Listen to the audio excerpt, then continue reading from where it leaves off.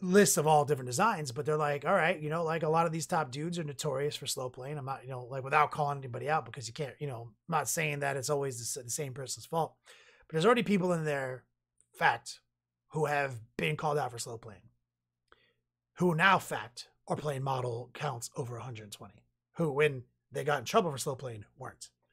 So this is kind of echoing, this is Juice's concerns he prepped me for all week. So at the captain's meeting, he wanted to make it clear to all the other captains, like, you know, we can't have none of these 2-turn games. People are traveling to this, you know, paying for hotels, everything. You know, if you bring multiple hundreds of models of infantry with all sorts of shenanigans, I hope you've been practicing your etiquette, which is kind of the subject that we're talking about right now, is player and time etiquette. This is a cooperative, competitive game, and you have to care about your opponent's time. So you hopefully these players are taking the steps required. I myself, who play 120 or more models in my army, have actually recently taken steps because of the chess clock situation specifically. And I even myself have had trouble getting out of turn 4 in a few games in the past against other people with big armies like mine.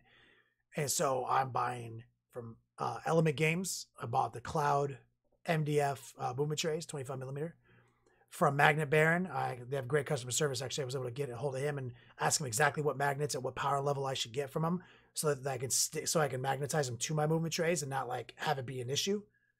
So I went to Magnet Baron, and then I just went online and found some steel blanks. So now all my cultists are on movement trays with different colors. So a squad identification, and now my movement phase for my cultist takes literally as fast as I can push, like 1, 2, 3, 4, 5, 6, 7, 8. You know, like, and I moved.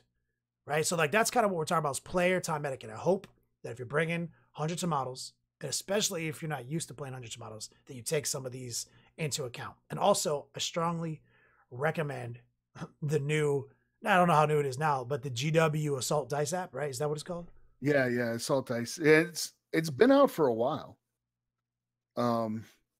And I don't remember how much it cost, but I think it was about $5 USD. I think it's 99 cents was what Jack of Clubs Painting posted in a comment earlier now. I think. Oh, really? For some reason, I had a memory of it being like $5 when I bought it, but maybe I was wrong. I don't know. But it's cheap. It's like 99 cents. It's not the best dice app I've ever used, but it works, and it's official GW. And when I'm playing 120 cultists, I put it on a table and I explain to my opponent that I'm using the official GW dice app to get through all these rapid fires with all these cultists. Like, sometimes it can be 240 shots that only kill 13 models, but you still got to get those, you know, the dice out there, right? So what took me 8 to 10 minutes before takes me like 90 seconds now. So these are just some of my, hopefully people are listening to this podcast on the way to ATC and they're like, hey, I'm one of those guys who's playing 200 models and I'm not used to playing 200 models. And I hope you just download that app on your way and play with it and perfect it. Because that, I mean, just by itself, it's a game changer.